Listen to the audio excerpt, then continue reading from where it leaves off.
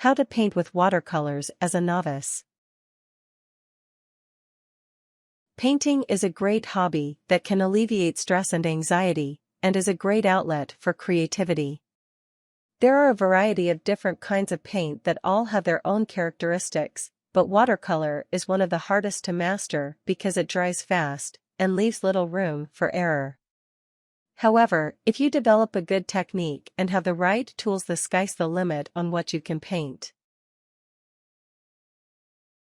Method 1. Painting with a pan set or tubed paint. 1. Fill up 2 cups of water and put them next to your workstation. You will need a lot of fresh water if you plan on painting with watercolor paint. Place at least 2 cups of water next to your workstation so you don't need to constantly get up and down. Leave 1 cup of water so you can wash the paint off your brush after you are done with a particular color, and then dip it in the other cup to wet it. When either cup of water gets murky brown or black, you should empty it in your sink and get fresh water. 2. Squeeze out the tubes of paint on your palette. If you are using a pan set, you don't need to do this step, but you may still want to use a palette so you can mix your colors.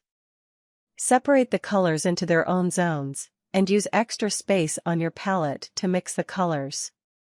You can create more colors than the ones you bought by mixing them together. You can get a wooden or plastic palette that you wash after use, or disposable paper palettes that come in a book.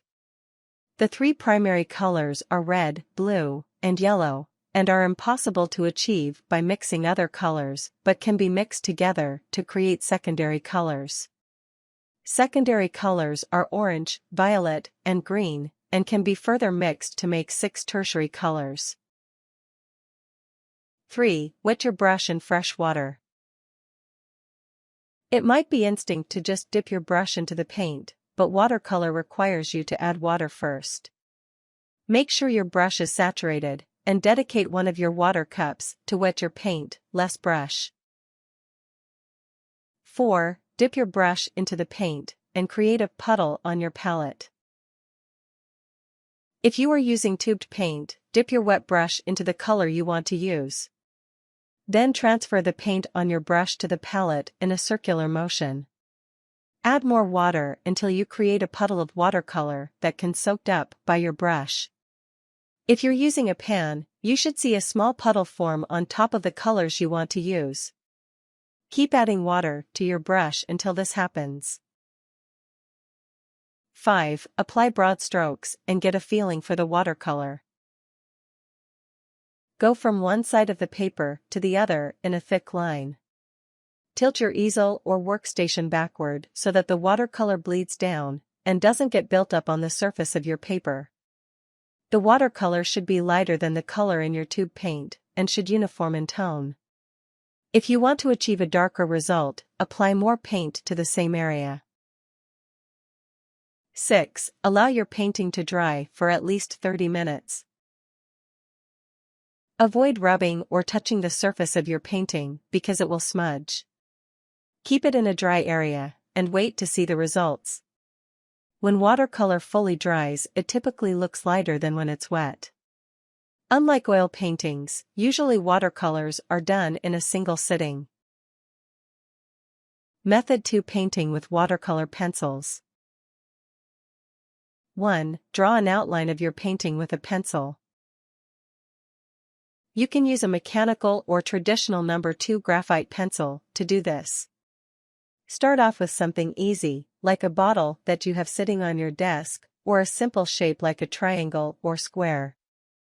Avoid a lot of detail, because watercolor is a skill you need to develop, and the paint has a tendency to bleed, making your details difficult to paint. If you're not confident with your drawing skills, the only way to get better is to practice. Start by drawing simple, flat shapes. Draw other static objects you find in your house to further develop your drawing skills. If you're not confident, you can draw lighter lines so you can easily erase mistakes. Don't try to scratch at your drawing with the pencil. Use confident and long strokes. 2. Color your painting by filling in the shapes with the watercolor pencils. This will feel a lot like a coloring book. For this, you can use a simple back and forth motion until you're satisfied with how much color is on the painting. The color from your pencils will look much darker and more vibrant once wet. You can give your painting the illusion of depth or shadow by coloring some areas darker than others. Use multiple pencil strokes on a concentrated area of your painting to make it darker. Try more than one color so you can see how each one blends and interacts. 3. Dip your brush into a cup of water. Make sure to fully saturate your brush with water to make the colors on your painting pop. You should keep 2 cups of water near your workstation at all times. One for cleaning your brush, and the other for wetting your brush once it's clean. If you don't fully rinse your brush in water before switching colors, they will blend together and give your painting a muddy appearance. 4. Apply the wet brush to the filled-in areas. Using a back and forth motion, brush over the colors in your painting. Go slow, and try to use long strokes, until your brush needs more water. At this point, you should start to have a feeling for how the pencils work, and how your paper reacts to water. Use a smaller brush for more intricate areas. To remove paint that's gone out of the lines, paint over unwanted areas with a wet, paint-free brush. Method 3. Buying your equipment. 1. Buy a size 5, 8-round watercolor brush. Some watercolor artists only use a single brush. The most common brush you'll use watercoloring is a size 5, 8, round brush. A round brush has rounded bristles that come to form a fine tip at the end. They are versatile brushes, and can paint detail and larger areas. A good watercolor brush will be able to hold a lot of water and paint. Sable brushes are the best but most expensive brushes to use for watercoloring. If you're on a budget, try buying a synthetic brush. 2. Purchase watercolor pencils, tubed paint, or a pan set. Watercolor pencils are a great alternative to real paint if you're a beginner. They work like regular pencils, but interact with water on paper to create paint. Tube watercolor paint looks similar to acrylic paint and needs to be diluted with water as well. Tubed paint is necessary if you want to paint on larger canvases, or want to give a deeper and richer feeling to your watercolor paintings. Pan sets, on the other hand, are hardened paints that come as a box set.